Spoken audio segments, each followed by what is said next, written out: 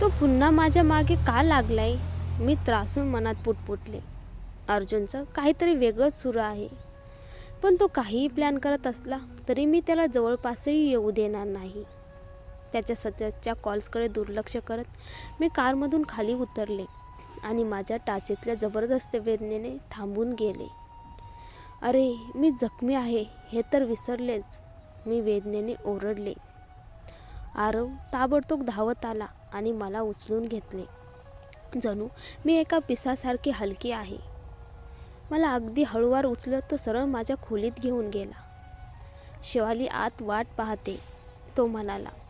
खोलीत प्रवेश करताच मला आजी आणि एक नोकर दिसले. नोकराने आम्हाला प्रायव्हसी देण्यासाठी लगेच बाहेर पाऊल टाकलं.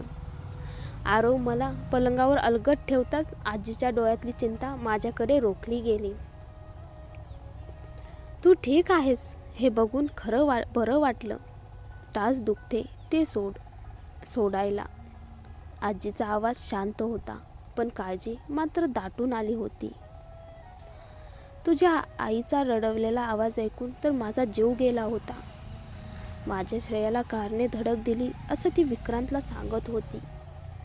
देवाचे लाख लाख आभार, जखम किरकोळ आहे.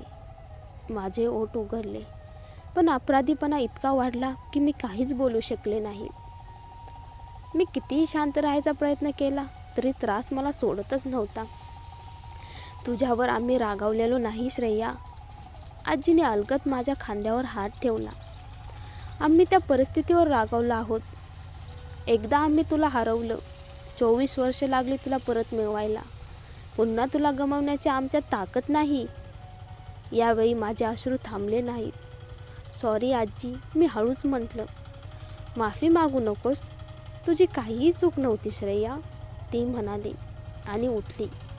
आरव आणि आजी दोघेही बाहेर गेले. दरवाजा बंद होताच मी एक मोठा दमलेला श्वास सोडला. अचानक फोन बीप झाला.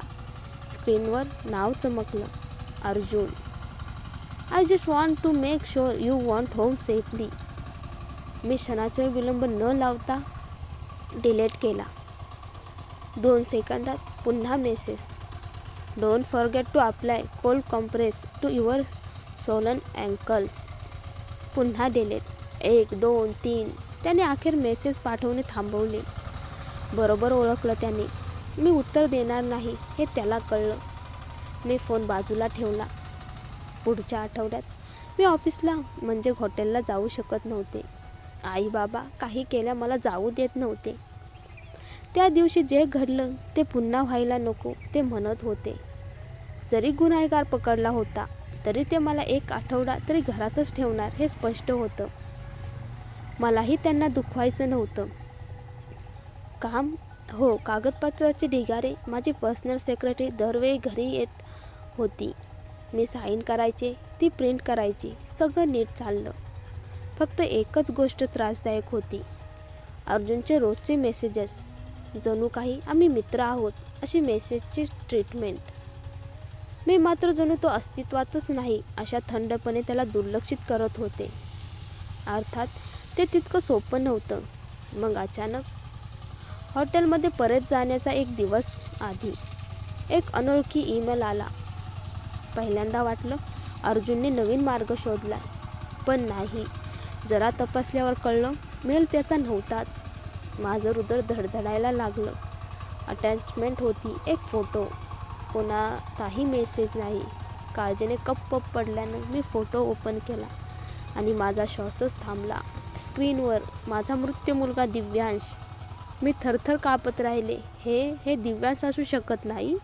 कदाचित त्याच्यासारखा दिसणारा कोणीतरी असेल, पण माझ्या हृदयाने मानायला तयार नव्हते. कोणीतरी मला काहीतरी सांगण्याचा प्रयत्न करत होतं आणि हे सर्व काही साथ नाही. फोन माझ्या थरथरणाऱ्या बोटातून निसटला.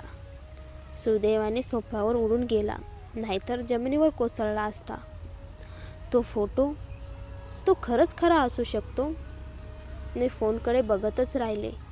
स्पर्श करायला देखील धजावत नव्हते. फोटोतील मुलगा कुणाचाही असू शकतो. फक्त तो अगदी माझ्या दिव्यांसारखा दिसत होता. पण एखाद्या अनोळखी माझ्या मुलाचे चेहरेपट्टीसारखा दिसणारा मुलाचा फोटो तरी मला का पाठवेल? माझ्या छातीत कळ आली. भीती, तडफड, शंका सगळं एकत्र झालेलं नाही. नाही, दिव्यांश मेला आहे. तो फोटो त्याचा कसा असू शकतो? असं मनातलं एक कोपरा ओरडत होता. पण दुसरा आवाज, कदाचित मी धैर्य गोळा करत फोन उचलला आणि फोटो पुन्हा उघडला आणि माझा श्वास अडकला. तो मुलगा अगदी अर्जुनसारखे, हॅझल ग्रीन डोळे, अगदी दिव्यांशच्या डोळ्यासारखे. दिव्यांश, मी हुंदके देत म्हटले.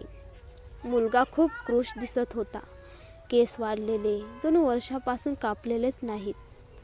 आणि सगळ्यात भयंकर, त्याच्या डोळ्यांच्या कडेवरचा तोच खुनेचा ठिपका जो माझ्या दिव्यांशकडे होता. एकाच क्षणात जुन्या जखमा पुन्हा उघडल्या. वेदना छातीत धडकी भरवत होत्या.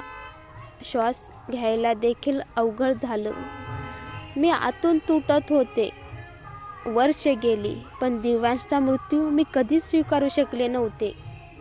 मी फोन खाली ठेवला. श्वास घेत घेत स्वतःला शांत करण्याचा प्रयत्न केला. पण जो मेल पाठवणाऱ्याने हा फोटो पाठवला त्याचा हेतू नक्की काय?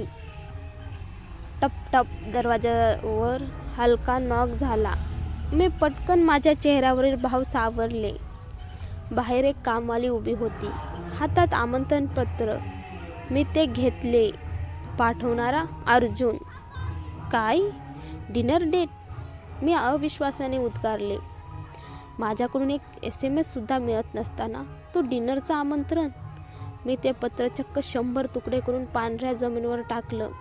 कधीच नाही. तेवढ्यात फोन वाजला. मी स्क्रीनकडे न बघताच कॉल उचलला. हॅलो, माझं आमंत्रण मिळालं? अर्जुनचा आवाज. मी डोळे मिटले. त्रासाचा पुरता कळस. मिळालं मिस्टर अर्जुन, पण पुढच्या आठवड्यात माझी रोमॅन्टिक डेट आहे आणि हा संपूर्ण महिना मी फुल्ली बुक्ड आहे. 2-4 वर्षानंतर परत प्रयत्न करा किंवा दशकभरानंतर. मी फोन कट केला. त्या दिवशी अर्जुनने चमत्कारिकपणे पुन्हा फोन केला नाही. मी सुटकेचा श्वास सोडला. नेक्स्ट मॉर्निंग मी ऑफिसला परत गेले. आईबाबांनी खूप रोखलं, पण मी ठाम होते. सेक्रेटरी अजून आली नव्हती म्हणून मी वाट पाहत बसले. Tap tap. मी हसतच म्हणाले, आली शेवटी. पण दरवाजा उघडला आणि आत आला अर्जुन. काळा शार्प सूट, परफेक्ट लुक. 1 सेकंदासाठी माझाही श्वास अडकला. पण लगेच माझा राग परत आला.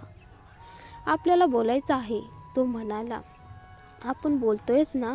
मी हात छातीवर क्रॉस करून म्हणाले. श्रेया, माझ्याचे असं बोलू नकोस. मी पण खेळत नाही.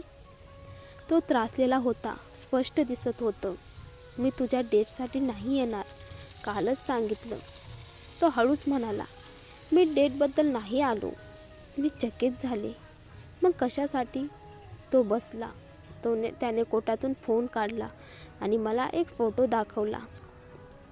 तोच मुलगा, दिव्यांशसारखाच. हा फोटो काल रात्री मला पाठवला. अगदी आपल्या मुलासारखा दिसतो. त्याचा आवाज कापला. मी हादरले. मलाही हा फोटो आला आहे.